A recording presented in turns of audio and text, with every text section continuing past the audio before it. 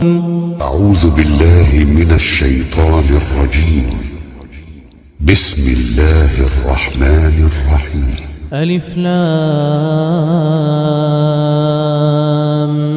ميم. ذلك الكتاب لا ريب فيه هدى للمتقين الذين يؤمنون بالغيب ويقيمون الصلاة ومما رزقناهم ينفقون والذين يؤمنون بما أنزل إليك وما أنزل من قبلك وبالآخرة هم يوقنون أولئك على هدى من ربهم وأولئك هم المفلحون. إن الذين كفروا سواء عليهم أأنذرتهم أم لم تنذرهم لا يؤمنون. ختم الله على قلوبهم وعلى سمعهم وعلى أبصارهم غشاوة ولهم عذاب عظيم. ومن الناس من يقول آمنا بالله وباليوم الآخر وما هم بمؤمنين يخادعون الله والذين آمنوا وما يخدعون إلا أنفسهم وما يشعرون. في قلوبهم مرض فزادهم الله مرضا ولهم عذاب أليم بما كانوا يكذبون. وإذا قيل لهم لا تفسدوا في الأرض قالوا إنما نحن مصلحون ألا إنهم هم المفسدون ولكن لا يشعرون. وإذا قيل لهم آمنوا كما آمن الناس قالوا أنؤمن كما آمن السفهاء ألا إنهم هم السفهاء ولكن لا يعلمون. وإذا لقوا الذين آمنوا قالوا آمنا وإذا خلوا إلى شياطينهم قالوا إنا معكم إنما نحن مستهزئون. الله يستهزئ بهم ويمدهم في طغيانهم يعمهون. أولئك الذين اشتروا الضلالة بالهدى فما ربحت تجارتهم وما كانوا مهتدين. مثلهم كمثل الذي استوقد نارا فلما أضاءت ما حوله ذهب الله بنورهم وتركهم في ظلمات لا يبصرون. صم بكم عمي فهم لا يرجعون. أو كصيب من السماء فيه ظلمات ورعد وبرق يجعلون أصابعهم في آذانهم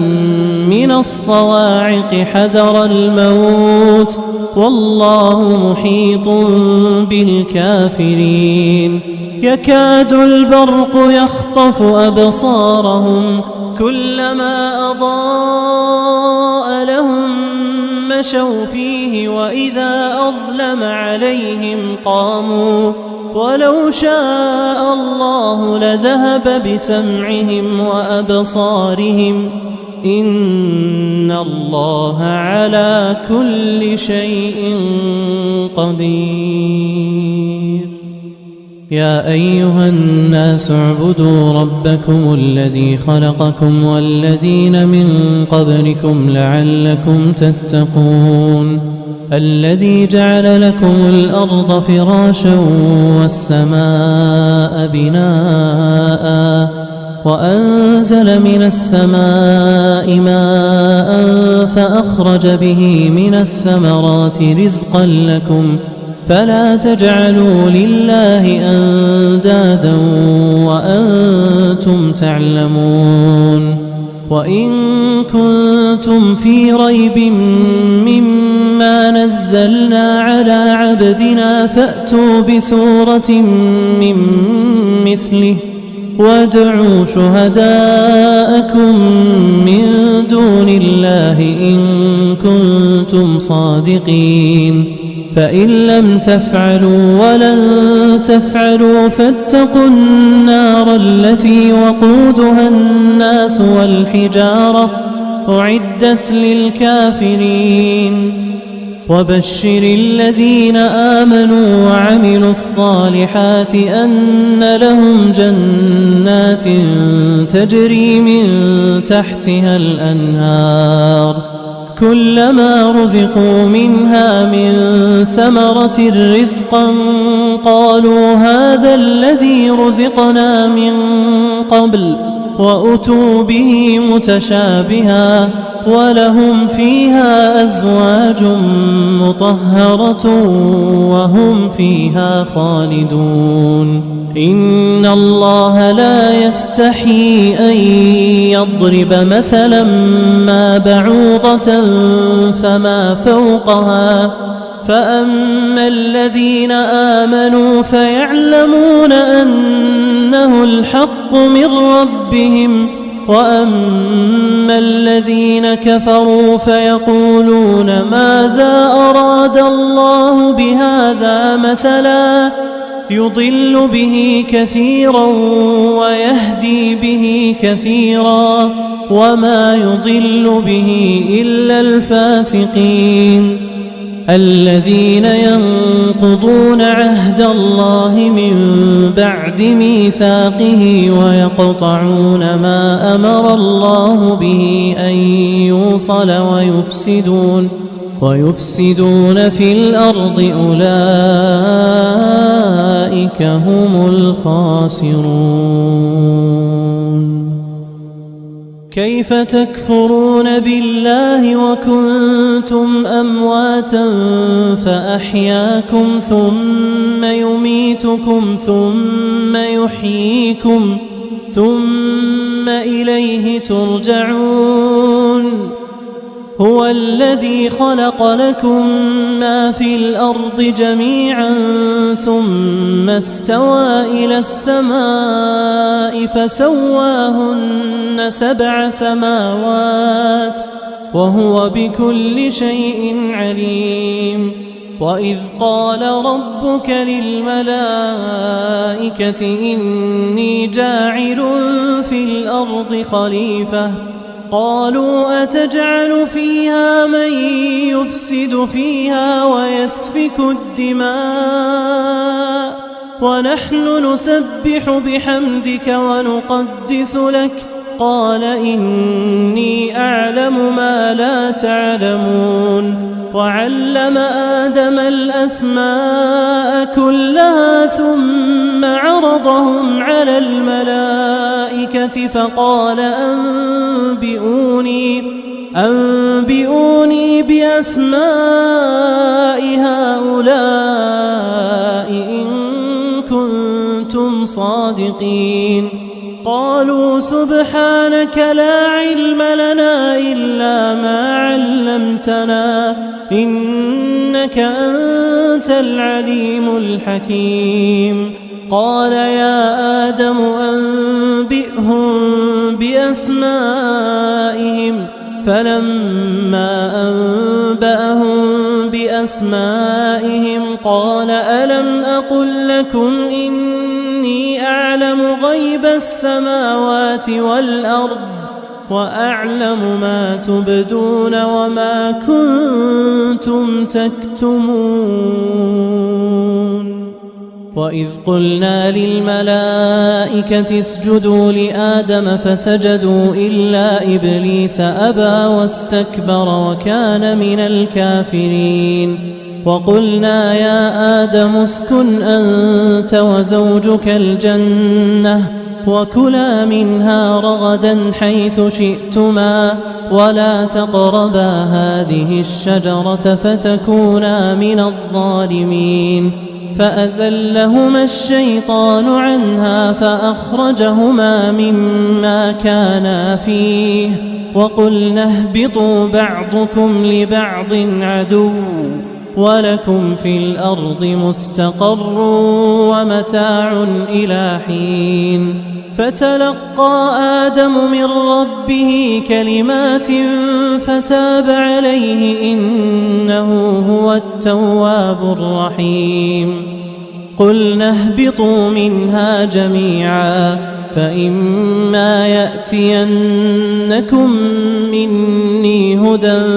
فمن تبع هداي فلا خوف عليهم ولا هم يحزنون والذين كفروا وكذبوا بآياتنا أولئك أصحاب النار هم فيها خالدون يا بني إسرائيل اذكروا نعمتي التي أنعمت عليكم وأوفوا بعهدي أوف بعهدكم وإياي فارهبون وآمنوا بما أنزلت مصدقا لما معكم ولا تكونوا أول كافر به ولا تشتروا بآياتي ثمنا قليلا وإياي فاتقون ولا تلبسوا الحق بالباطل وتكتموا الحق وأنتم تعلمون وأقيموا الصلاة وآتوا الزكاة واركعوا مع الراكعين أتأمرون الناس بالبر وتنسون أنفسكم وأنتم تتلون الكتاب أفلا تعقلون واستعينوا بالصبر والصلاة وإنها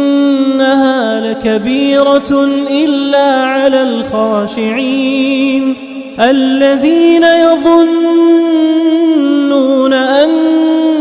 أنهم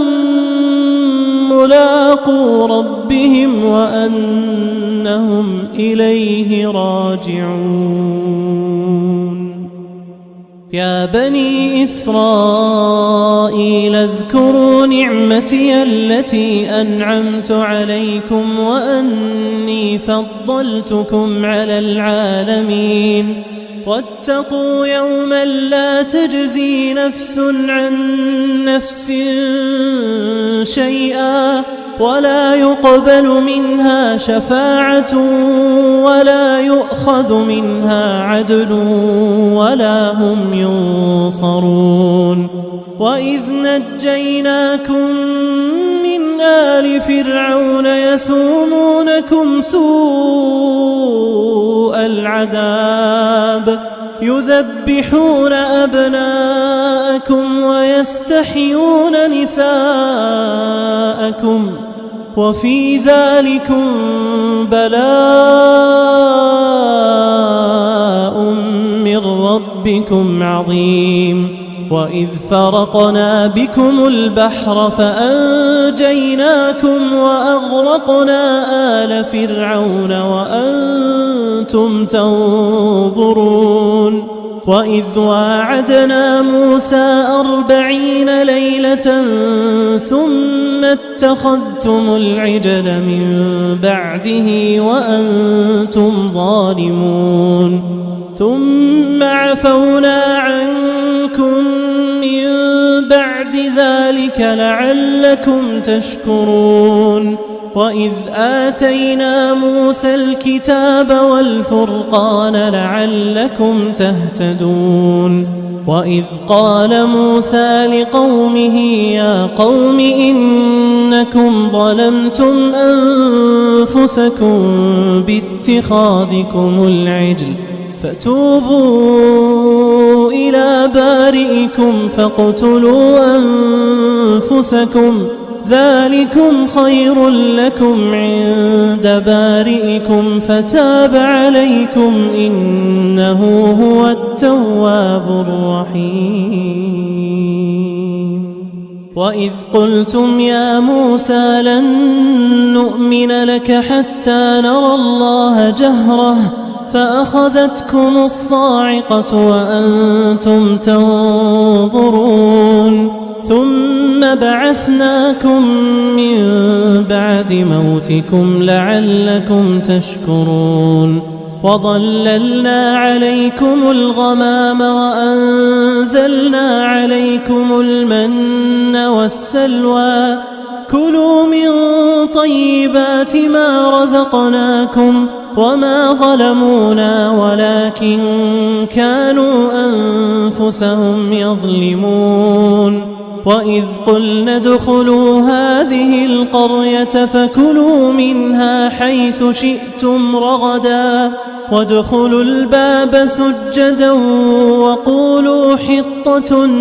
نغفر لكم خطاياكم وسنزيد المحسنين. فبدل الذين ظلموا قولا غير الذي قيل لهم فأنزلنا على الذين ظلموا رجزا من السماء بما كانوا يفسقون. وإذ استسقى موسى لقومه فقلنا اضرب بعصاك الحجر فانفجرت منه 12 عينا قد علم كل أناس مشربهم كلوا واشربوا من رزق الله ولا تعثوا في الأرض مفسدين. وإذ قلتم يا موسى لن نصبر على طعام واحد فادع لنا ربك يخرج لنا مما تنبت الأرض من بقلها وقثائها وفومها وعدسها وبصلها قال أتستبدلون الذي هو أدنى بالذي هو خير اهبطوا مصرا فإن لكم ما سألتم وضربت عليهم الذلة والمسكنة وباءوا بغضب من الله ذلك بأنهم كانوا يكفرون بآيات الله ويقتلون النبيين بغير الحق ذلك بما عصوا وكانوا يعتدون. إن الذين آمنوا والذين هادوا والنصارى والصابئين من آمن بالله واليوم الآخر وعمل صالحا فلهم أجرهم عند ربهم ولا خوف عليهم ولا هم يحزنون. وإذ أخذنا ميثاقكم ورفعنا فوقكم الطور خذوا ما آتيناكم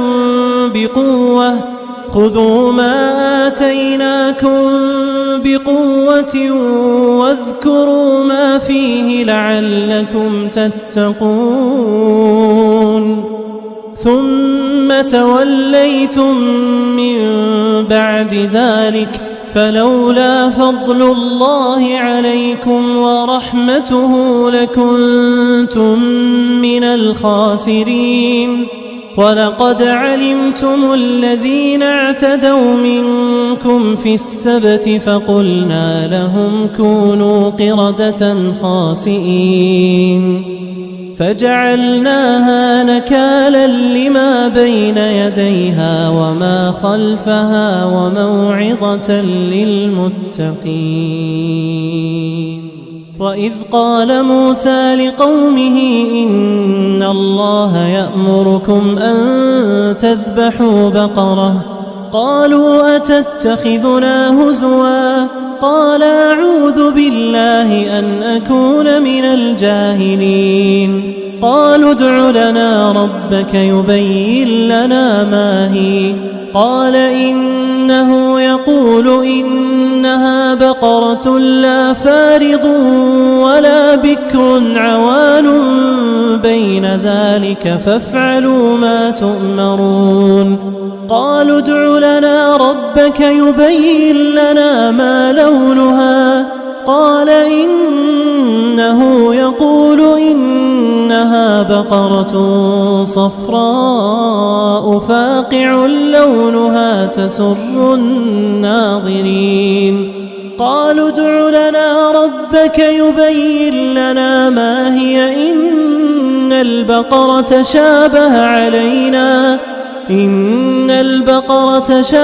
علينا وإنا إن شاء الله لمهتدون. قال إنه يقول إنها بقرة لا ذلول تثير الأرض ولا تسقي الحرث مسلمة لا شية فيها.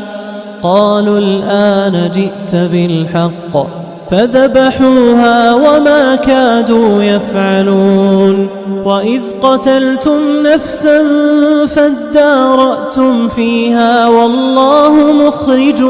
ما كنتم تكتمون. فقلنا اضربوه ببعضها كذلك يحيي الله الموتى ويريكم آياته لعلكم تعقلون. ثم قست قلوبكم من بعد ذلك فهي كالحجارة أو أشد قسوة. وإن من الحجارة لما يتفجر منه الأنهار وإن منها لما يشقق فيخرج منه الماء وإن منها لما يهبط من خشية الله وما الله بغافل عما تعملون. أفتطمعون أن يؤمنوا لكم وقد كان فريق منهم يسمعون كلام الله ثم يحرفونه من بعد ما عقلوه وهم يعلمون. وإذا لقوا الذين آمنوا قالوا آمنا وإذا خلا بعضهم إلى بعض قالوا أتحدثونهم بما فتح الله عليكم ليحاجوكم به عند ربكم أفلا تعقلون. أولا يعلمون أن الله يعلم ما يسرون وما يعلنون. ومنهم أميون لا يعلمون الكتاب إلا أماني وإن هم إلا يظنون. فويل للذين يكتبون الكتاب بأيديهم ثم يقولون هذا من عند الله ليشتروا به ثمنا قليلا فويل لهم مما كتبت أيديهم وويل لهم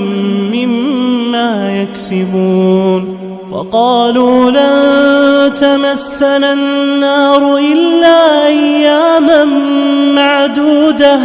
قل أتخذتم عند الله عهدا فلن يخلف الله عهده أم تقولون على الله ما لا تعلمون. بلى من كسب سيئة وأحاطت به خطيئته فأولئك أصحاب النار هم فيها خالدون. والذين آمنوا وعملوا الصالحات أولئك أصحاب الجنة هم فيها خالدون. وإذ أخذنا ميثاق بني إسرائيل لا تعبدون إلا الله وبالوالدين إحسانا وذي القربى واليتامى والمساكين وقولوا للناس حسنا وأقيموا الصلاة وآتوا الزكاة ثم توليتم إلا قليلا منكم وأنتم معرضون. وإذ أخذنا ميثاقكم لا تسفكون دماءكم ولا تخرجون أنفسكم من دياركم ثم أقررتم وأنتم تشهدون. ثم أنتم هؤلاء تقتلون أنفسكم وتخرجون فريقا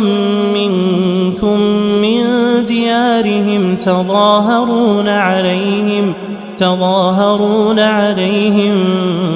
بالإثم والعدوان وإن يأتوكم أسارى تفادوهم وهو محرم عليكم إخراجهم أفتؤمنون ببعض الكتاب وتكفرون ببعض فما جزاء من يفعل ذلك منكم إلا خزي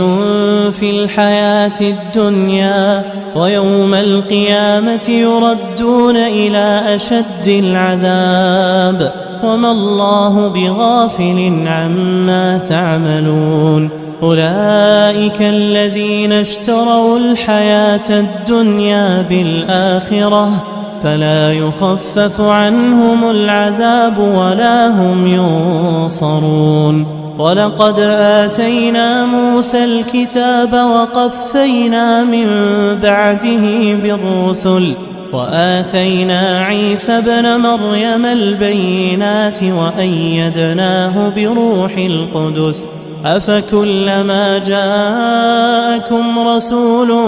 بما لا تهوى أنفسكم استكبرتم ففريقا كذبتم وفريقا تقتلون. وقالوا قلوبنا غلف بل لعنهم الله بكفرهم فقليلا ما يؤمنون. ولما جاءهم كتاب من عند الله مصدق لما معهم وكانوا من قبل يستفتحون على الذين كفروا فلما جاءهم ما عرفوا كفروا به فلعنة الله على الكافرين. بئس ما اشتروا به أنفسهم أن يكفروا بما أنزل الله بغيا أن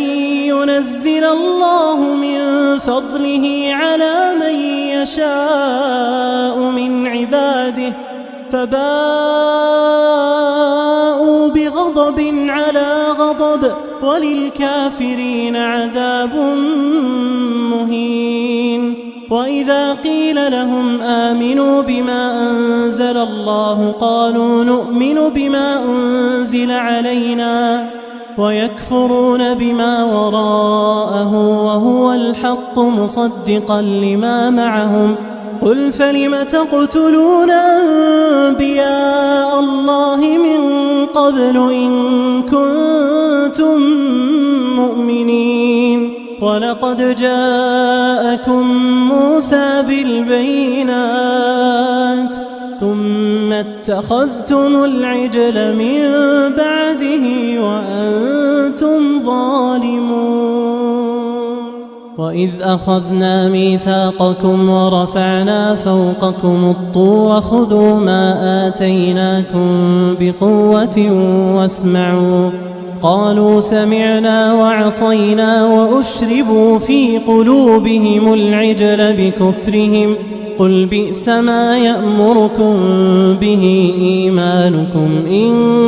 كنتم مؤمنين قل إن كانت لكم الدار الآخرة عند الله خالصة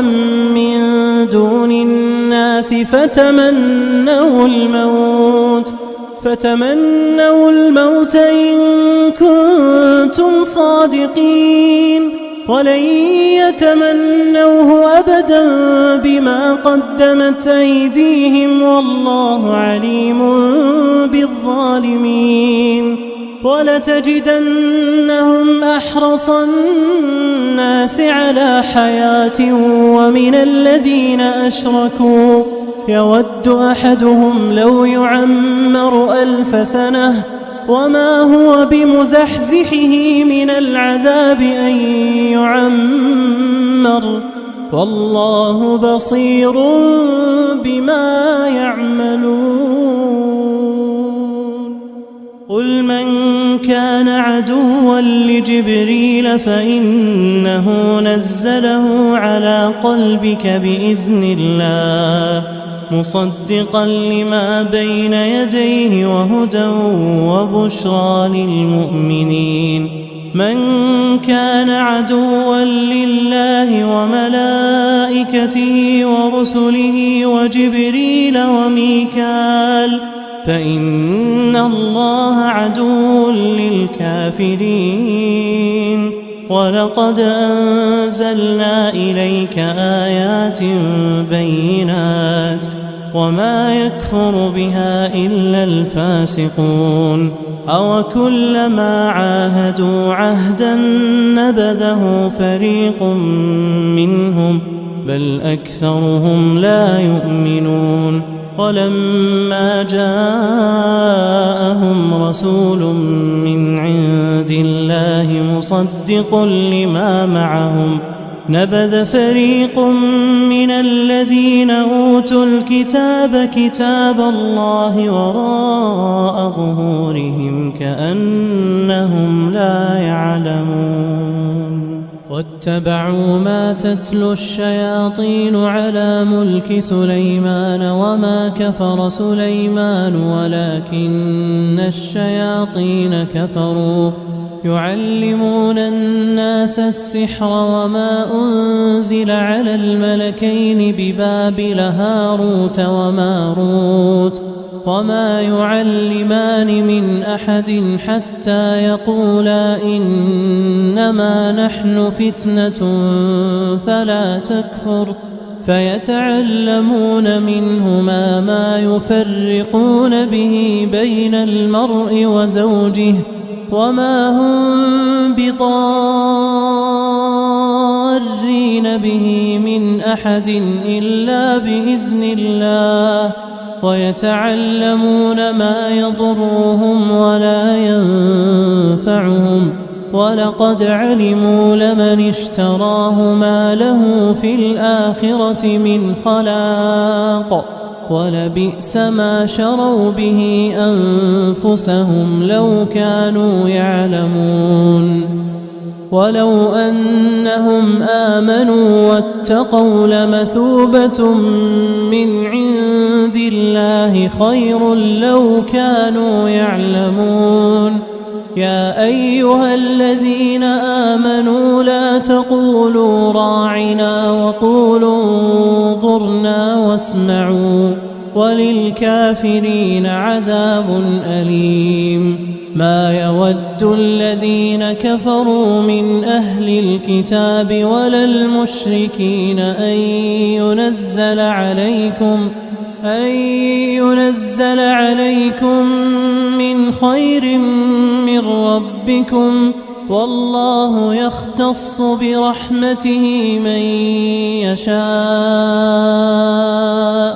والله ذو الفضل العظيم ما ننسخ من آية أو ننسها نأت بخير منها أو مثلها ألم تعلم أن الله على كل شيء قدير ألم تعلم أن الله له ملك السماوات والأرض وما لكم من دون الله من ولي ولا نصير أم تريدون أن تسألوا رسولكم كما سئل موسى من قبل ومن يتبدل الكفر بالإيمان فقد ضل سواء السبيل ود كثير من أهل الكتاب لو يردونكم من بعد إيمانكم كفارا حسدا من عند أنفسهم من بعد ما تبين لهم الحق فاعفوا واصفحوا حتى يأتي الله بأمره إن الله على كل شيء قدير وأقيموا الصلاة وآتوا الزكاة وما تقدموا لأنفسكم من خير تجدوه عند الله إن الله بما تعملون بصير وقالوا لن يدخل الجنة إلا من كان هودا أو نصارى تلك أمانيهم قل هاتوا برهانكم إن كنتم صادقين بلى من أسلم وجهه لله وهو محسن فله أجره عند ربه ولا خوف عليهم ولا هم يحزنون وقالت اليهود ليست النصارى على شيء وقالت النصارى ليست اليهود على شيء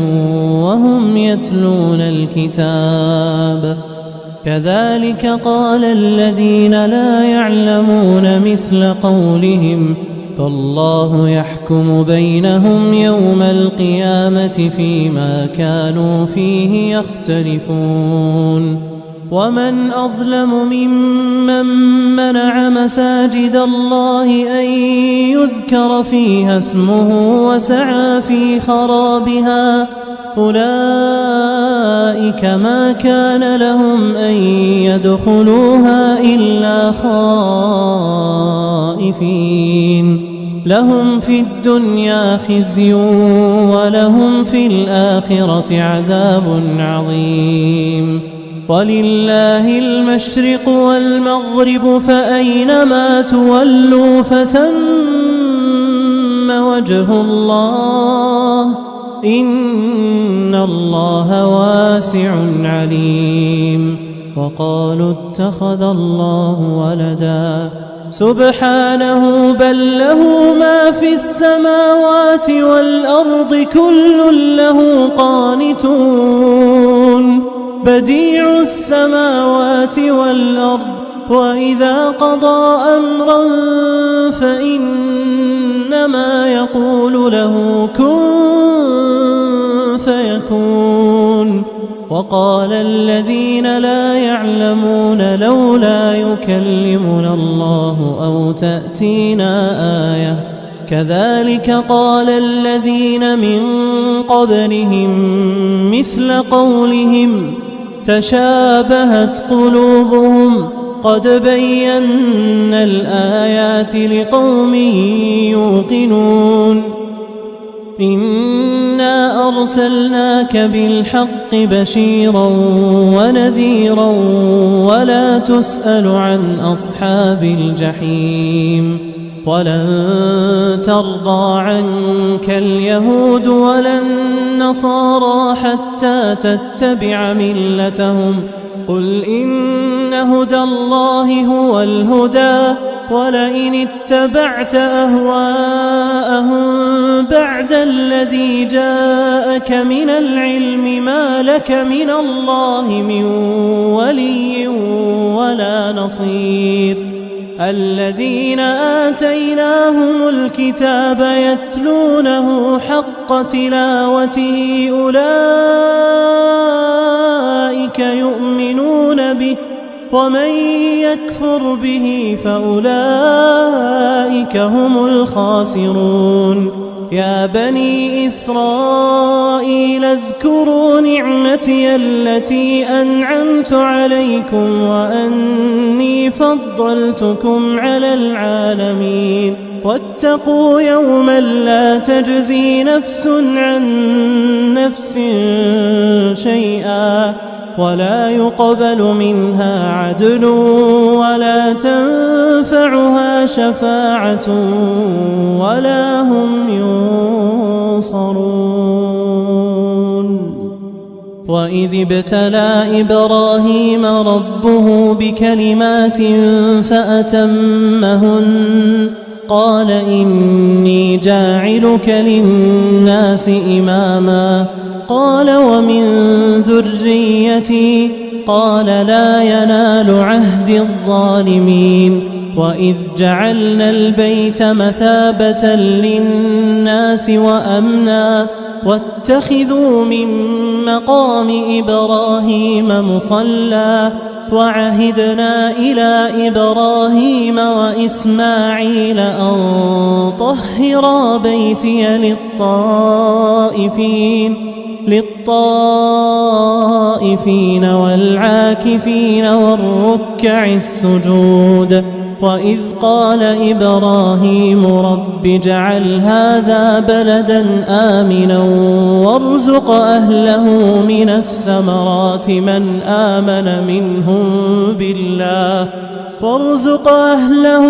الثمرات من آمن منهم بالله واليوم الآخر قال ومن كفر فأمتعه قليلا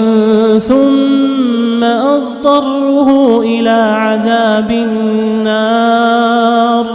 وبئس المصير وإذ يرفع إبراهيم القواعد من البيت وإسماعيل ربنا تقبل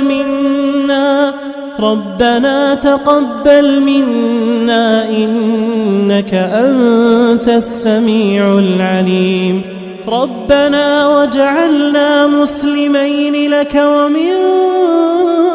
ذريتنا أمة مسلمة لك وأرنا مناسكنا وتب علينا إنك أنت التواب الرحيم ربنا وبعث فيهم رسولا منهم يتلو عليهم آياتك ويعلمهم الكتاب والحكمة ويزكيهم إنك أنت العزيز الحكيم ومن يرغب عن ملة إبراهيم إلا من سفه نفسه ولقد اصطفيناه في الدنيا وإنه في الآخرة لمن الصالحين إذ قال له ربه أسلم قال أسلمت لرب العالمين ووصى بها إبراهيم بنيه ويعقوب يا بني إن الله اصطفى لكم الدين فلا تموتن إلا وأنتم مسلمون أم كنتم شهداء إذ حضر يعقوب الموت إذ قال لبنيه ما تعبدون من بعدي قالوا نعبد إلهك وإله آبائك إبراهيم وإسماعيل وإسحاق إلها واحدا ونحن له مسلمون تلك أمة أمة قد خلت لها ما كسبت ولكم ما كسبتم ولا تسألون عما كانوا يعملون. وقالوا كونوا هودا أو نصارى تهتدوا قل بل ملة إبراهيم حنيفا وما كان من المشركين. قولوا آمنا بالله وما أنزل إلينا وما أنزل إلى إبراهيم وإسماعيل وإسحاق ويعقوب والأسباط وما أوتي موسى وعيسى وما أوتي النبيون من ربهم لا نفرق بين أحد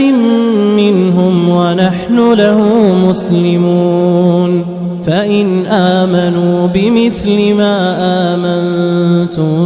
به فقد اهتدوا وإن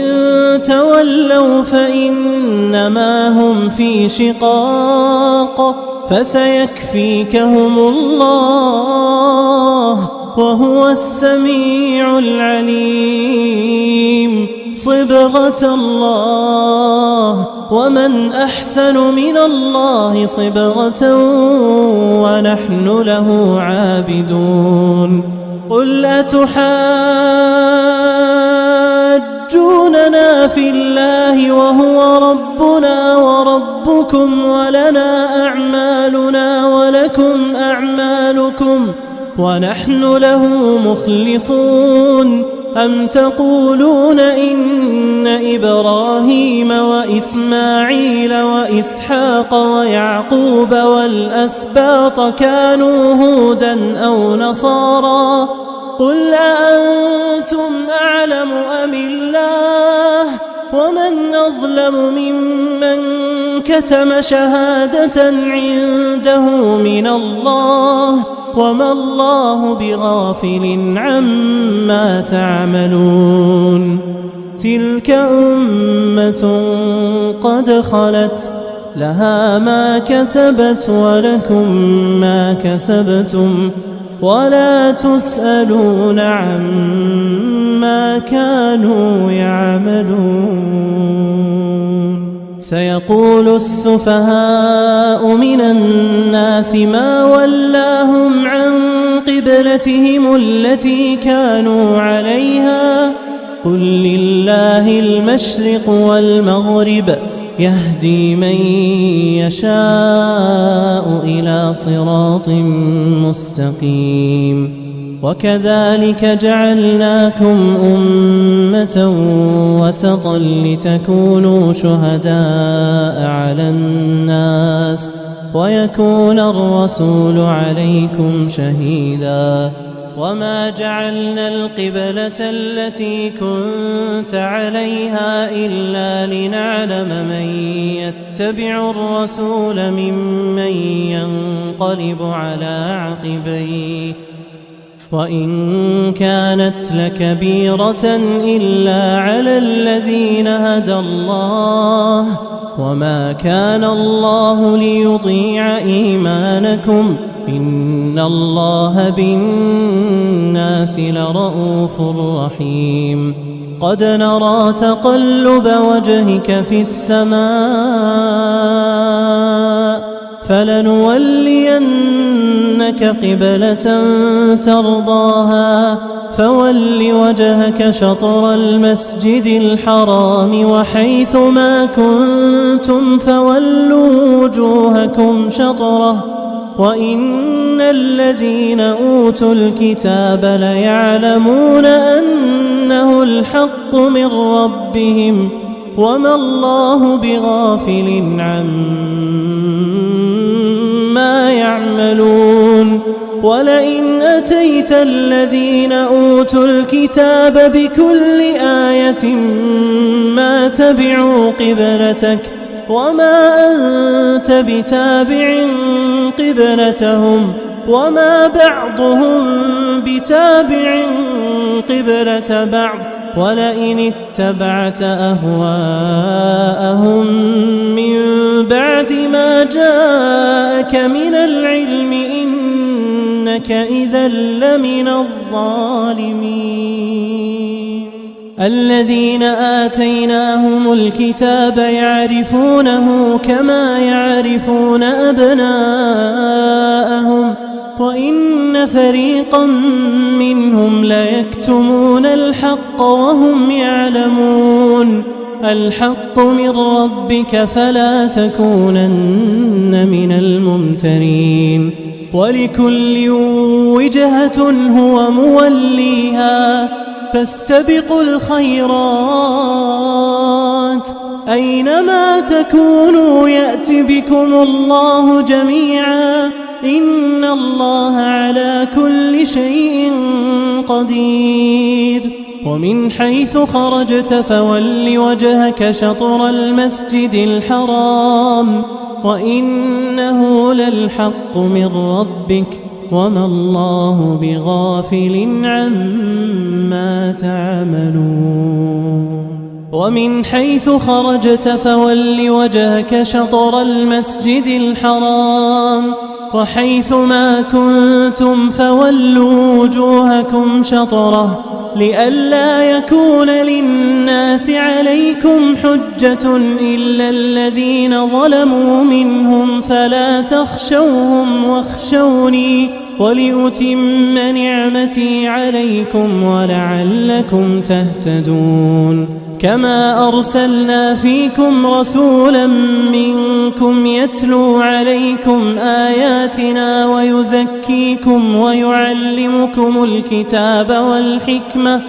ويعلمكم ما لم تكونوا تعلمون. فاذكروني أذكركم واشكروا لي ولا تكفرون. يا أيها الذين آمنوا استعينوا بالصبر والصلاة إن الله مع الصابرين. ولا تقولوا لمن يقتل في سبيل الله أموات بل أحياء ولكن لا تشعرون. ولنبلونكم بشيء من الخوف والجوع ونقص من الأموال والأنفس والثمرات وبشر الصابرين الذين إذا أصابتهم مصيبة قالوا إنا لله وإنا إليه راجعون. أولئك عليهم صلوات من ربهم ورحمة وأولئك هم المهتدون. إن الصفا والمروة من شعائر الله فمن حج البيت أو اعتمر فلا جناح عليه أن يطوف بهما ومن تطوع خيرا فإن الله شاكر عليم. إن الذين يكتمون ما أنزلنا من البينات والهدى من بعد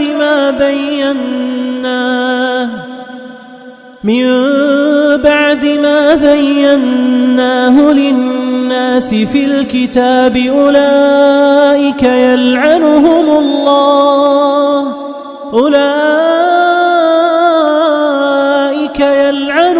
الله ويلعنهم اللاعنون إلا الذين تابوا وأصلحوا وبينوا فأولئك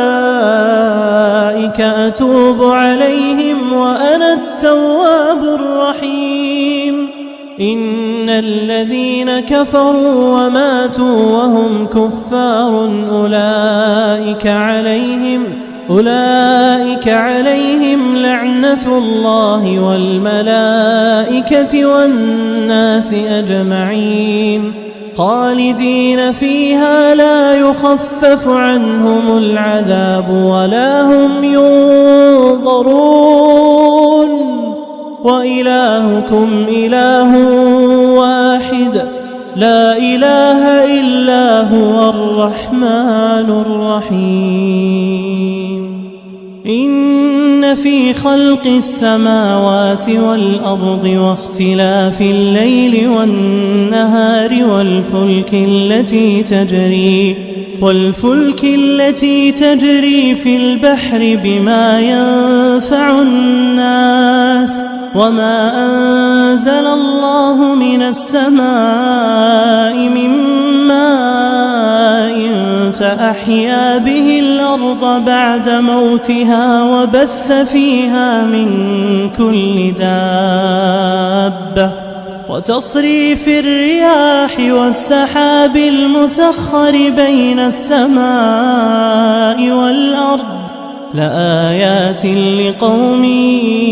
يعقلون ومن الناس من يتخذ من دون الله أندادا يحبونهم كحب الله والذين آمنوا أشد حبا لله ولو يرى الذين ظلموا إذ يرون العذاب أن القوة لله جميعا وأن الله شديد العذاب إذ تبرأ الذين اتبعوا من الذين اتبعوا ورأوا العذاب وتقطعت بهم الأسباب وقال الذين اتبعوا لو أن لنا كرة فنتبرأ منهم كما تبرأوا منا كذلك يريهم الله أعمالهم حسرات عليهم وما هم بخارجين من النار يا أيها الناس كلوا مما في الأرض حلالا طيبا ولا تتبعوا خطوات الشيطان إنه لكم عدو مبين إنما يأمركم بالسوء والفحشاء وأن تقولوا على الله ما لا تعلمون وإذا قيل لهم اتبعوا ما أنزل الله قالوا بل نتبع ما ألفينا عليه آباءنا أولو كان آباؤهم لا يعقلون شيئا ولا يهتدون ومثل الذين كفروا كمثل الذي ينعق بما لا يسمع إلا دعاء ونداء صم بكم عمي فهم لا يعقلون يا أيها الذين آمنوا كلوا من طيبات ما رزقناكم واشكروا لله إن كنتم إياه تعبدون إنما حرم عليكم الميتة والدم ولحم الخنزير وما أهل به لغير الله فمن اضطر غير باغ ولا عاد فلا إثم عليه إن الله غفور رحيم إن الذين يكتمون ما أنزل الله من الكتاب ويشترون به ثمنا قليلا أولئك ما يأكلون في بطونهم إلا النار ولا يكلمهم الله يوم القيامة ولا يزكيهم ولهم عذاب أليم الذين اشتروا الضلالة بالهدى والعذاب بالمغفرة فما أصبرهم على النار ذلك بأن الله نزل الكتاب بالحق وإن الذين اختلفوا في الكتاب لفي شقاق بعيد ليس البر أن تولوا وجوهكم قبل المشرق والمغرب ولكن البر من آمن بالله واليوم الآخر والملائكة والكتاب والنبيين وآتى المال على حبه ذوي القربى واليتامى والمساكين وابن السبيل والسائلين وفي الرقاب وأقام الصلاة وآتى الزكاة والموفون بعهدهم إذا عاهدوا والصابرين في البأساء والضراء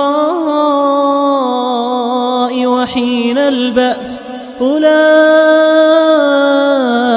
الذين صدقوا وأولئك هم المتقون يا أيها الذين آمنوا كتب عليكم القصاص في القتلى الحر بالحر والعبد بالعبد والأنثى بالأنثى فمن عفي له من أخيه شيء فاتباع بالمعروف وأداء إليه بإحسان ذلك تخفيف من ربكم ورحمة فمن اعتدى بعد ذلك فله عذاب أليم ولكم في القصاص حياة يا أولي الألباب لعلكم تتقون كتب عليكم إذا حضر أحدكم الموت إن ترك خيرا الوصية للوالدين والأقربين بالمعروف حقا على المتقين فمن بدله بعدما سمعه فإنما إثمه على الذين يبدلونه إن الله سميع عليم فمن خاف من موص جنفا أو إثما فأصلح بينهم فلا إثم عليه إن الله غفور رحيم يا أيها الذين آمنوا كتب عليكم الصيام كما كتب على الذين من قبلكم لعلكم تتقون أياما معدودات فمن كان منكم مريضا أو على سفر فعدة من أيام أخر وعلى الذين يطيقونه فدية طعام مسكين فمن تطوع خيرا فهو خير له وأن تصوموا خير لكم إن كنتم تعلمون شهر رمضان الذي أنزل فيه القرآن هدى للناس وبينات من الهدى والفرقان فمن شهد منكم الشهر فليصمه ومن كان مريضا أو على سفر فعدة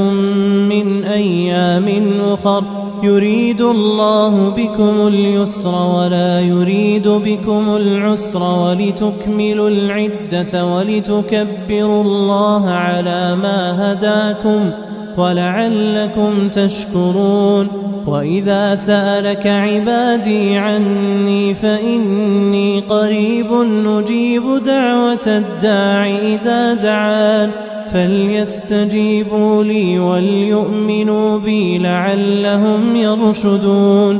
أحل لكم ليلة الصيام الرفث إلى نسائكم هن لباس لكم وأنتم لباس لهن علم الله أنكم كنتم تختانون أنفسكم فتاب عليكم وعفى عنكم فالآن باشروهن وابتغوا ما كتب الله لكم وكلوا واشربوا حتى يتبين لكم الخيط الأبيض من الخيط الأسود من الفجر ثم أتموا الصيام إلى الليل ولا تباشروهن وأنتم عاكفون في المساجد تلك حدود الله فلا تقربوها كذلك يبين الله آياته للناس لعلهم يتقون. ولا تأكلوا أموالكم بينكم بالباطل وتدلوا بها إلى الحكام لتأكلوا فريقا من أموال الناس بالإثم وأنتم تعلمون. يسألونك عن الأهلة قل هي مواقيت للناس والحج وليس البر بأن تأتوا البيوت من ظهورها ولكن البر من اتقى وأتوا البيوت من أبوابها واتقوا الله لعلكم تفلحون. وقاتلوا في سبيل الله الذين يقاتلونكم ولا تعتدوا إن الله لا يحب المعتدين. واقتلوهم حيث ثقفتموهم وأخرجوهم من حيث أخرجوكم والفتنة أشد من القتل ولا تقاتلوهم عند المسجد الحرام حتى يقاتلوكم فيه فإن قاتلوكم فاقتلوهم كذلك جزاء الكافرين. فإن انتهوا فإن الله غفور رحيم. وقاتلوهم حتى لا تكون فتنة ويكون الدين لله فإن انتهوا فلا عدوان إلا على الظالمين. الشهر الحرام بالشهر الحرام والحرمات قصاص فمن اعتدى عليكم فاعتدوا عليه بمثل ما اعتدى عليكم واتقوا الله واعلموا أن الله مع المتقين. وأنفقوا في سبيل الله ولا تلقوا بأيديكم إلى التهلكة وأحسنوا إن الله يحب المحسنين. وأتموا الحج والعمرة لله فإن أحصرتم فما استيسر من الهدي ولا تحلقوا رؤوسكم حتى يبلغ الهدي محله فمن كان منكم مريضا أو به أذى من رأسه ففدية من صيام أو صدقة أو نسك فإذا أمنتم فمن تمتع بالعمرة إلى الحج فما استيسر من الهدي فمن لم يجد فصيام 3 أيام في الحج و7 إذا رجعتم تلك 10 كاملة ذلك لمن لم يكن أهله حاضر المسجد الحرام واتقوا الله واعلموا أن الله شديد العقاب. الحج أشهر معلومات فمن فرض فيهن الحج فلا رفث ولا فسوق ولا جدال في الحج، وما تفعلوا من خير يعلمه الله، وتزودوا فإن خير الزاد التقوى، واتقون يا أولي الألباب. ليس عليكم جناح أن تبتغوا فضلا من ربكم، فإذا أفضتم من عرفات فاذكروا الله عند المشعر الحرام واذكروه كما هداكم وإن كنتم من قبله لمن الضالين.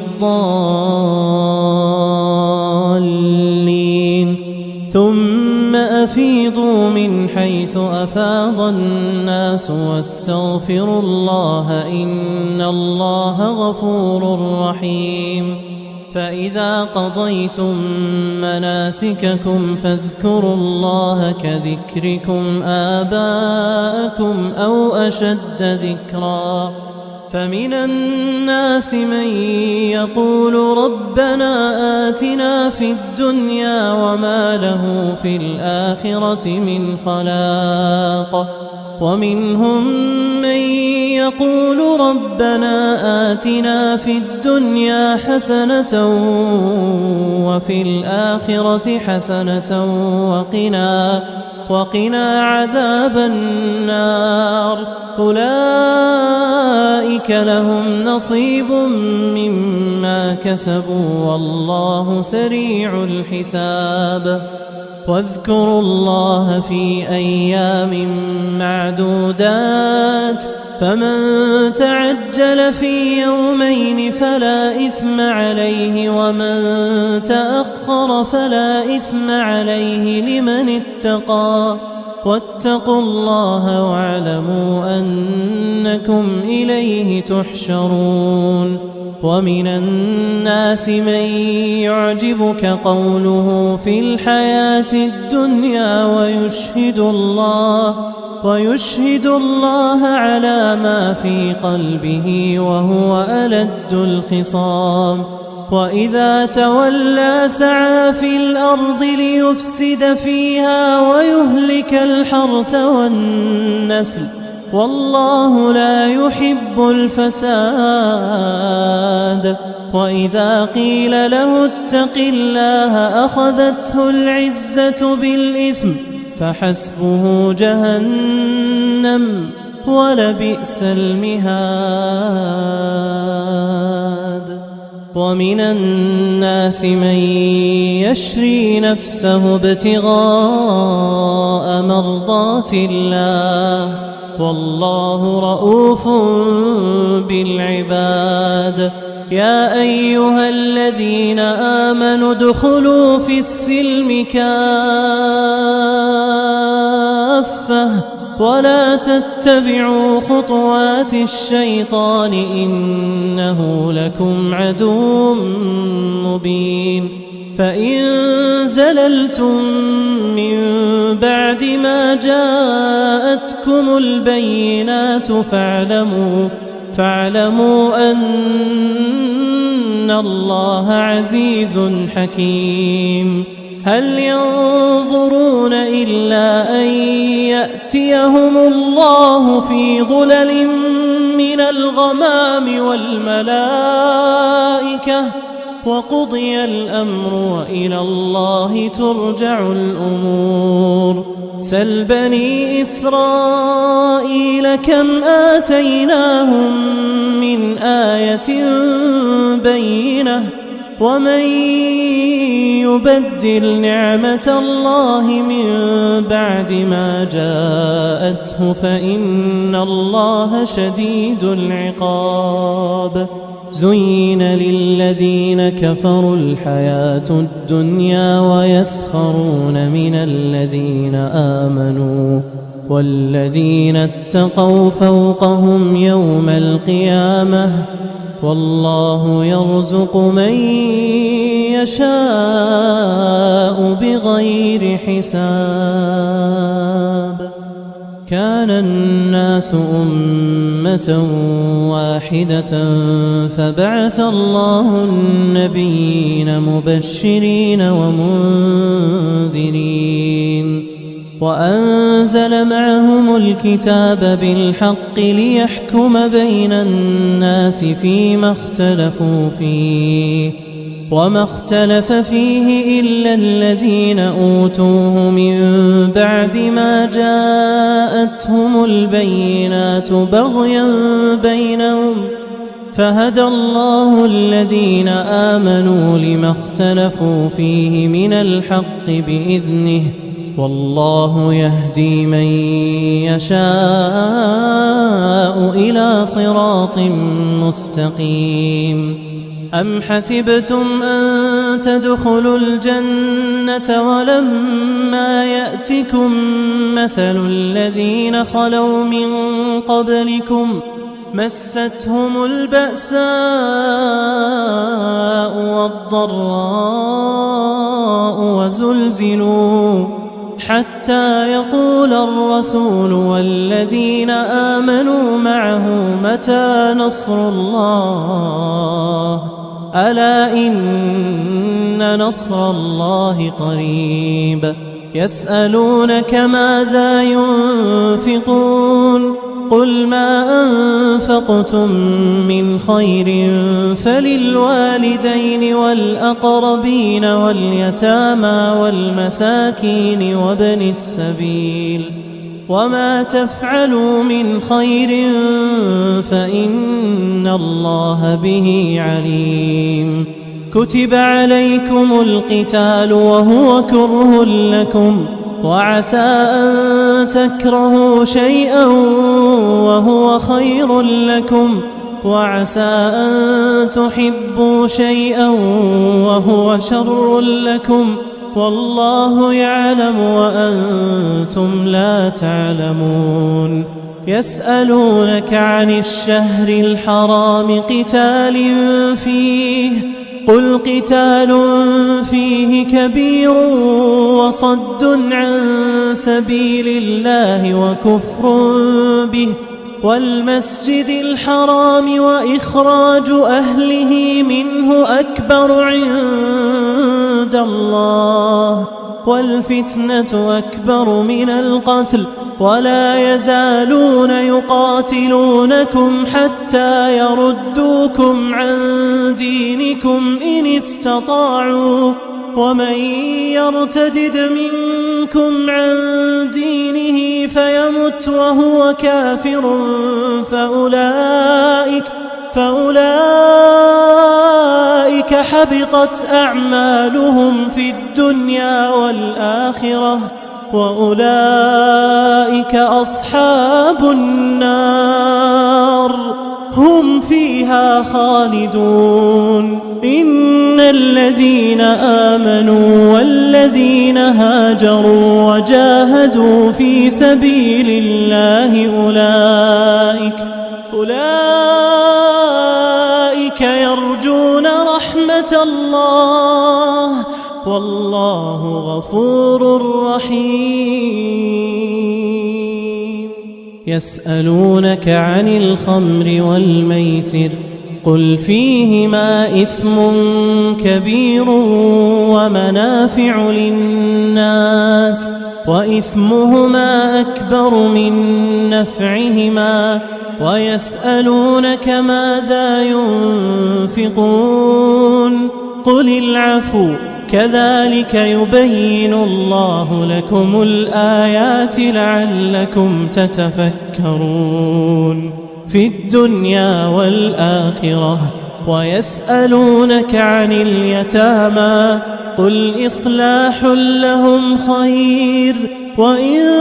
تخالطوهم فإخوانكم والله يعلم المفسد من المصلح ولو شاء الله لأعنتكم إن الله عزيز حكيم ولا تنكحوا المشركات حتى يؤمن ولأمة مؤمنة خير من مشركة ولو أعجبتكم ولا تنكحوا المشركين حتى يؤمنوا ولعبد مؤمن خير من مشرك ولو أعجبكم أولئك يدعون إلى النار والله يدعو إلى الجنة والمغفرة بإذنه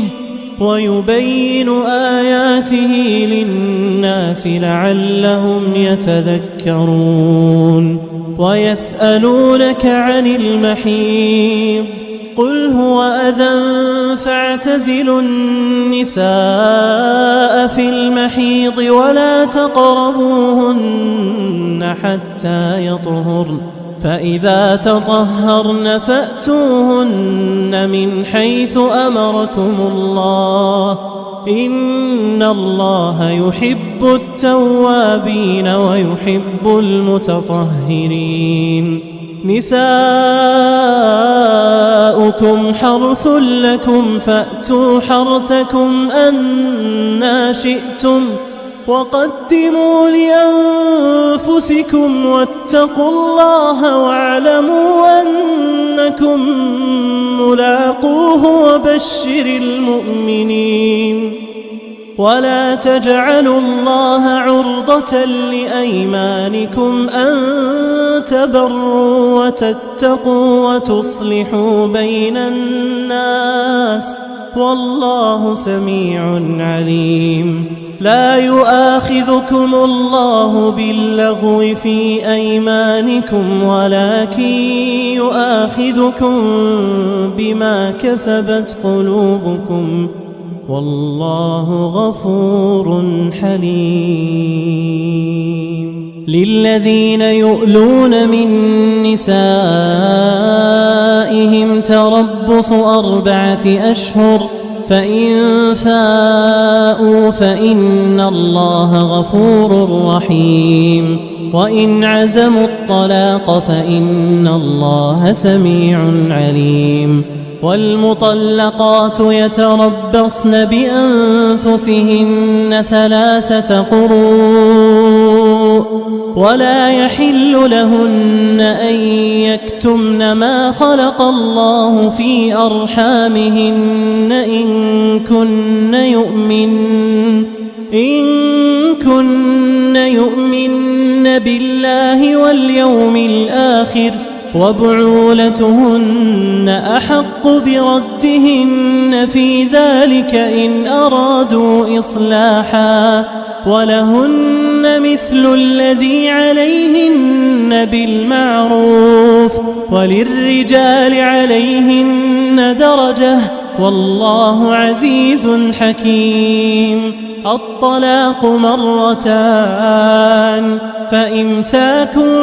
بمعروف أو تسريح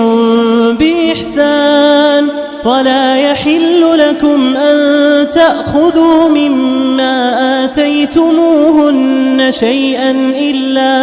إلا أن يخافا ألا يقيما حدود الله فإن خفتم ألا يقيما حدود الله فلا جناح عليهما فيما افتدت به تلك حدود الله فلا تعتدوها ومن يتعد حدود الله فأولئك هم الظالمون فإن طلقها فلا تحل له من بعد حتى تنكح زوجا غيره فإن طلقها فلا جناح عليهما أن يتراجعا إن ظنا أن يقيما حدود الله وتلك حدود الله يبينها لقوم يعلمون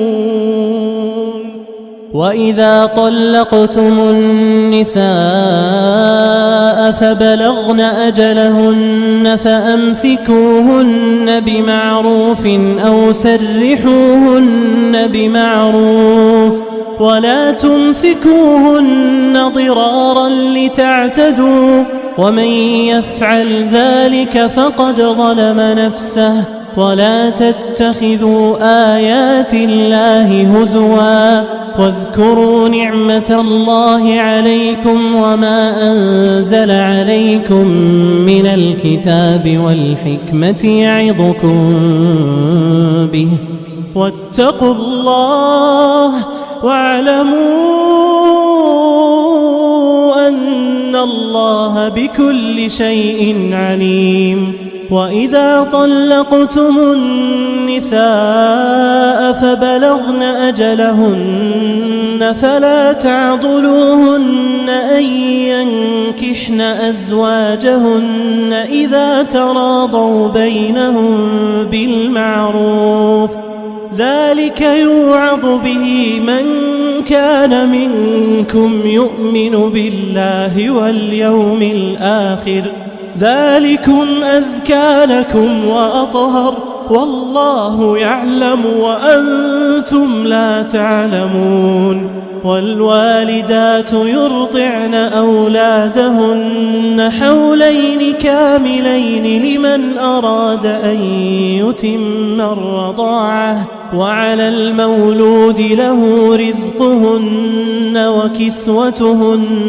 بالمعروف لا تكلف نفس إلا وسعها لا تضار والدة بولدها ولا مولود له بولده وعلى الوارث مثل ذلك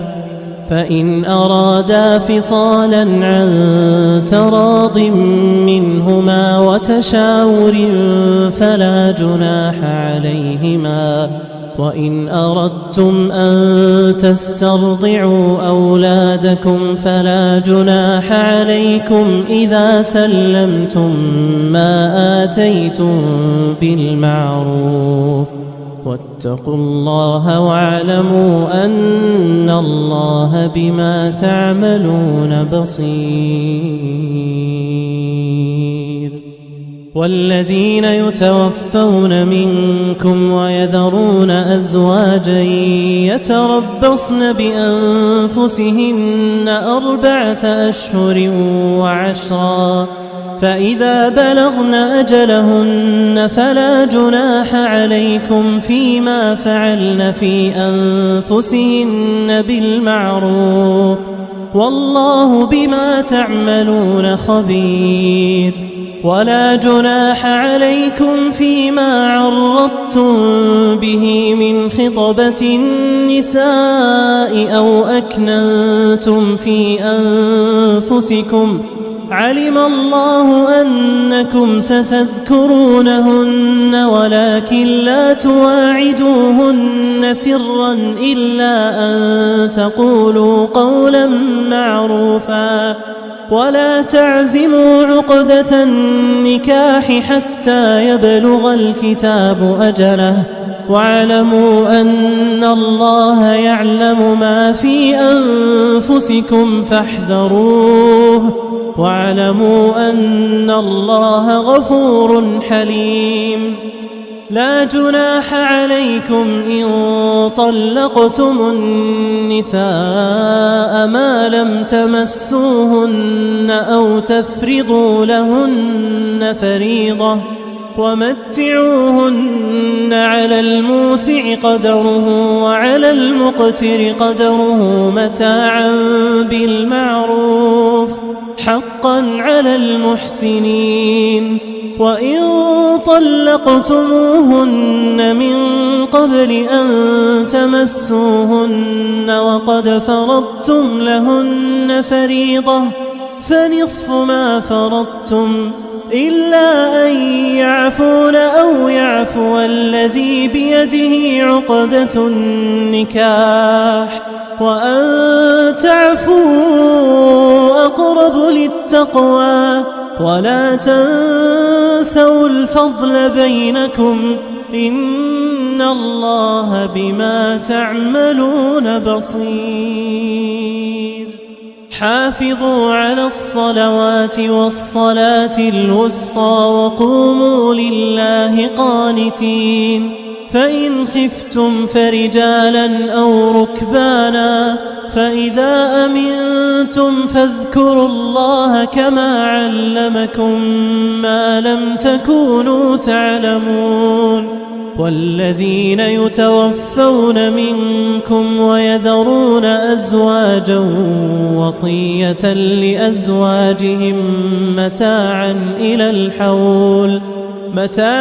إلى الحول غير إخراج فإن خرجن فلا جناح عليكم فيما فعلن في أنفسهن من معروف والله عزيز حكيم وللمطلقات متاع بالمعروف حقا على المتقين كذلك يبين الله لكم آياته لعلكم تعقلون ألم تر إلى الذين خرجوا من ديارهم وهم ألوف حذر الموت فقال لهم الله موتوا ثم أحياهم إن الله لذو فضل على الناس ولكن أكثر الناس لا يشكرون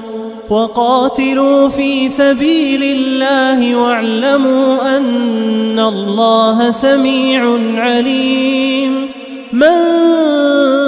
ذا الذي يقرض الله قرضا حسنا فيضاعفه له أضعافا كثيرة والله يقبض ويبسط وإليه ترجعون ألم تر إلى الملأ من بني إسرائيل من بعد موسى إذ قالوا لنبي له ابعث لنا ملكا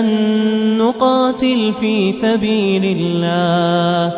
قال هل عسيتم إن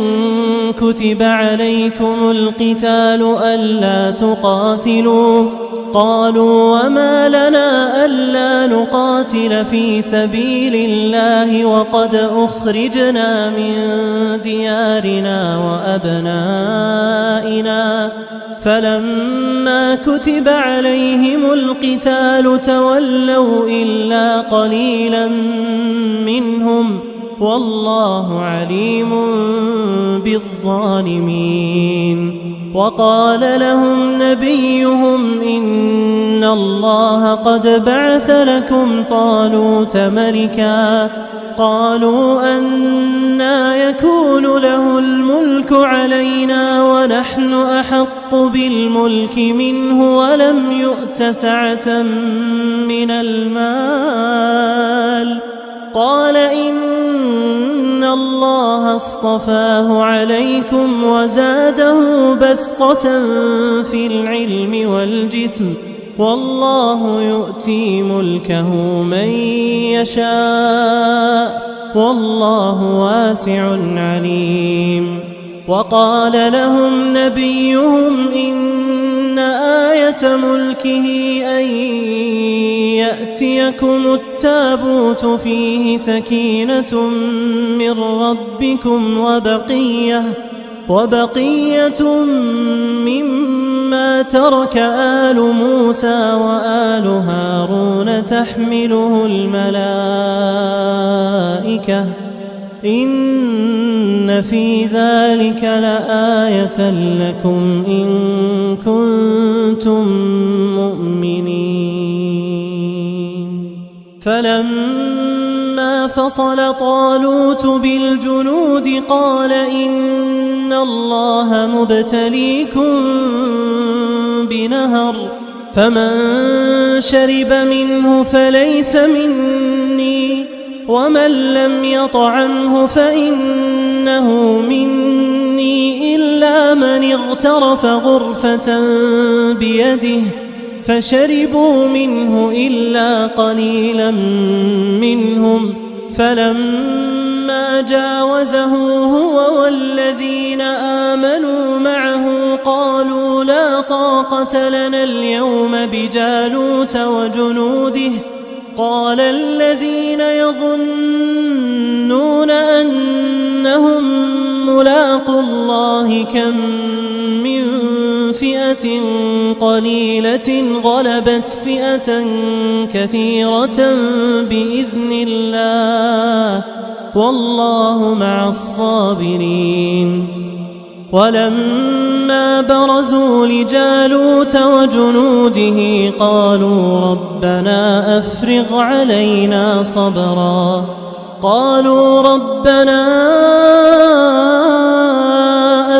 علينا صبرا وثبت أقدامنا وانصرنا على القوم الكافرين. فهزموهم بإذن الله وقتل داود جالوت وآتاه الله الملك والحكمة وعلمه مما يشاء ولولا دفع الله الناس بعضهم ببعض لفسدت الأرض ولكن الله ذو فضل على العالمين. تلك آيات الله نتلوها عليك بالحق وإنك لمن المرسلين. تلك الرسل فضلنا بعضهم على بعض منهم من كلم الله ورفع بعضهم درجات وآتينا عيسى ابن مريم البينات وأيدناه بروح القدس ولو شاء الله ما اقتتل الذين من بعدهم من بعد ما جاءتهم البينات ولكن اختلفوا فمنهم من آمن ومنهم من كفر ولو شاء الله ما اقتتلوا ولكن الله يفعل ما يريد. يا أيها الذين آمنوا أنفقوا مما رزقناكم من قبل أن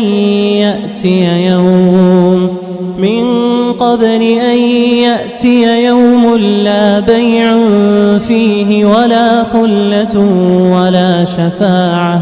والكافرون هم الظالمون. الله لا إله إلا هو الحي القيوم لا تأخذه سنة ولا نوم له ما في السماوات وما في الأرض من ذا الذي يشفع عنده إلا بإذنه يعلم ما بين أيديهم وما خلفهم ولا يحيطون بشيء من علمه إلا بما شاء وسع كرسيه السماوات والأرض ولا يؤوده حفظهما وهو العلي العظيم. لا إكراه في الدين قد تبين الرشد من الغي فمن يكفر بالطاغوت ويؤمن بالله فقد استمسك بالعروة الوثقى لا انفصام لها والله سميع عليم. الله ولي الذين آمنوا يخرجهم من الظلمات إلى النور والذين كفروا أولياؤهم الطاغوت يخرجونهم من النور إلى الظلمات أولئك أصحاب النار هم فيها خالدون. ألم تر إلى الذي حاج حاج إبراهيم في ربه أن آتاه الله الملك إذ قال إبراهيم ربي الذي يحيي ويميت قال أنا أحيي وأميت قال إبراهيم فإن الله يأتي بالشمس من المشرق فأت بها من المغرب فبهت الذي كفر والله لا يهدي القوم الظالمين أو كالذي مر على قرية وهي خاوية على عروشها قال أنى يحيي هذه الله بعد موتها فأماته الله 100 عام ثم بعثه قال كم لبثت قال لبثت يوما أو بعض يوم قال بل لبثت 100 عام فانظر إلى طعامك وشرابك لم يتسنه وانظر إلى حمارك ولنجعلك آية للناس وانظر إلى العظام كيف ننشزها ثم نكسوها لحما فلما تبين له قال أعلم أن الله على كل شيء قدير وإذ قال إبراهيم رب أرني كيف تحيي الموتى قال أولم تؤمن قال بلى ولكن ليطمئن قلبي قال فخذ 4 من الطير فصرهن إليك ثم اجعل على كل جبل منهن جزءا ثم ادعهن يأتينك سعيا واعلم أن الله عزيز حكيم مثل الذين ينفقون أموالهم في سبيل الله كمثل حبة أنبتت 7 سنابل في كل سنبلة 100 حبة والله يضاعف لمن يشاء والله واسع عليم الذين ينفقون أموالهم في سبيل الله ثم لا يتبعون ما أنفقوا منا ولا أذى لهم أجرهم عند ربهم ولا خوف عليهم ولا هم يحزنون قول معروف ومغفرة خير من صدقة يتبعها أذى والله غني حليم يا أيها الذين آمنوا لا تبطلوا صدقاتكم بالمن والأذى كالذي ينفق ماله رئاء الناس ولا يؤمن بالله واليوم الآخر فمثله كمثل صفوان عليه تراب فأصابه وابل فتركه صلدا لا يقدرون على شيء مما كسبوا والله لا يهدي القوم الكافرين ومثل الذين ينفقون أموالهم ابتغاء مرضات الله وتثبيتا من أنفسهم كمثل جنة بربوة أصابها وابل فآتت أكلها ضعفين فإن لم يصبها وابل فطل والله بما تعملون بصير أيود أحدكم أن تكون له جنة من نخيل وأعناب تجري من تحتها الأنهار له فيها من كل الثمرات وأصابه الكبر وله ذرية ضعفاء فأصابها إعصار فيه نار فاحترقت كذلك يبين الله لكم الآيات لعلكم تتفكرون يا أيها الذين آمنوا أنفقوا من طيبات ما كسبتم ومما أخرجنا لكم من الأرض ولا تيمموا الخبيث منه تنفقون ولستم بآخذيه إلا أن تغمضوا فيه واعلموا أن الله غني حميد الشيطان يعدكم الفقر ويأمركم بالفحشاء والله يعدكم مغفرة منه وفضلا والله واسع عليم يؤتي الحكمة من يشاء ومن يؤت الحكمة فقد أوتي خيرا كثيرا وما يذكر إلا أولو الألباب وما أنفقتم من نفقة أو نذرتم من نذر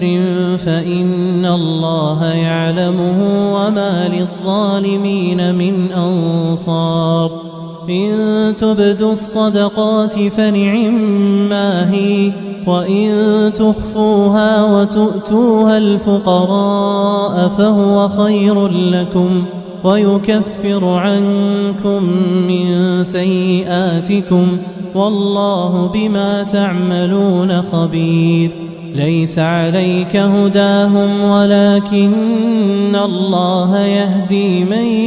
يشاء وما تنفقوا من خير فلأنفسكم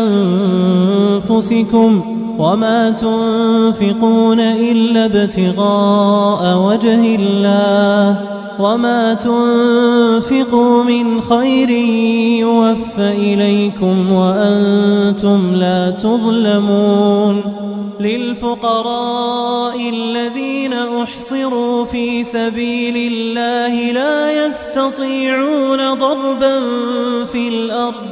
يحسبهم الجاهل أغنياء من التعفف تعرفهم بسيماهم لا يسألون الناس إلحافا وما تنفقوا من خير فإن الله به عليم الذين ينفقون أموالهم بالليل والنهار سرا وعلانية فلهم أجرهم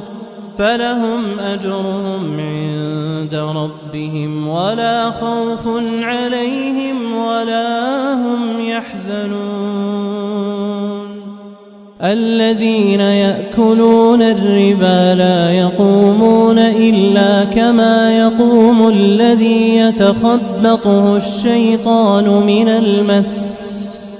ذلك بأنهم قالوا إنما البيع مثل الربا وأحل الله البيع وحرم الربا فمن جاءه موعظة من ربه فانتهى فله ما سلف وأمره إلى الله ومن عاد فأولئك أصحاب النار هم فيها خالدون يمحق الله الربا ويربي الصدقات والله لا يحب كل كفار أثيم إن الذين آمنوا وعملوا الصالحات وأقاموا الصلاة وآتوا الزكاة لهم أجرهم عند ربهم ولا خوف عليهم ولا هم يحزنون يا أيها الذين آمنوا اتقوا الله وذروا ما بقي من الربا إن كنتم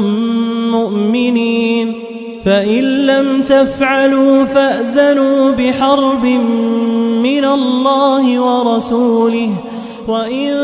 تبتم فلكم رؤوس أموالكم لا تظلمون ولا تظلمون وإن كان ذو عسرة فنظرة إلى ميسرة وأن تصدقوا خير لكم إن كنتم تعلمون واتقوا يوما ترجعون فيه إلى الله ثم توفى كل نفس ما كسبت وهم لا يظلمون يا أيها الذين آمنوا إذا تداينتم بدين إلى أجل مسمى فاكتبوه وليكتب بينكم كاتب بالعدل ولا يأب كاتب أن يكتب كما علمه الله فليكتب وليملل الذي عليه الحق وليتق الله ربه ولا يبخس منه شيئا فإن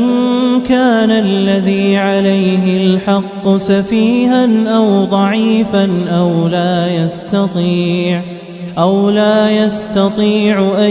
يمل هو فليملل وليه بالعدل واستشهدوا شهيدين من رجالكم فإن لم يكونا رجلين فرجل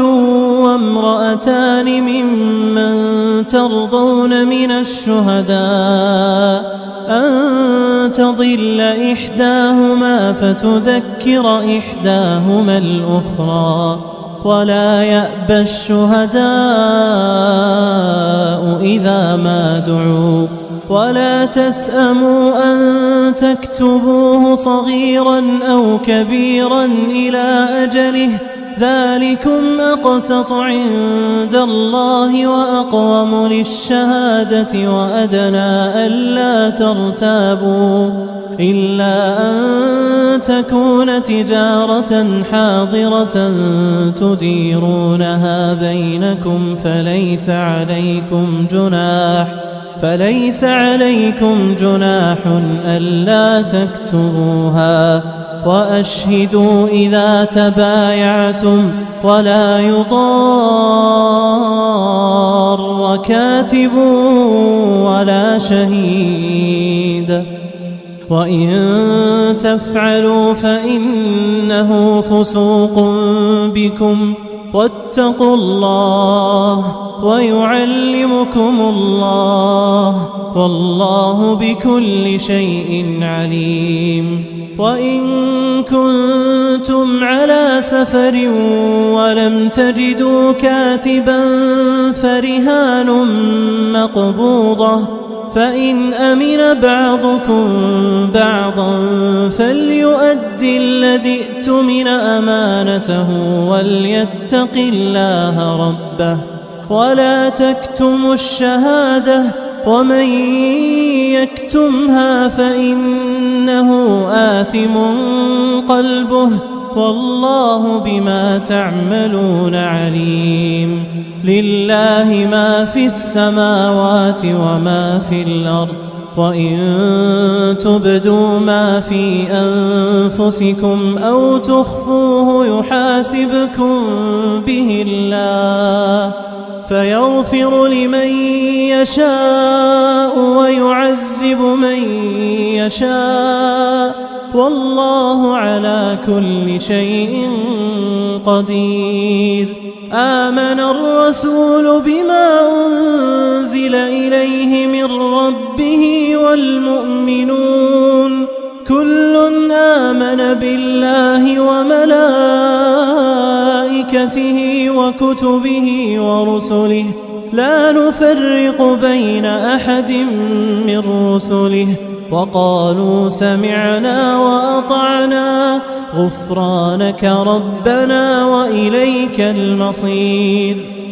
لا يكلف الله نفسا إلا وسعها لها ما كسبت وعليها ما اكتسبت ربنا لا تؤاخذنا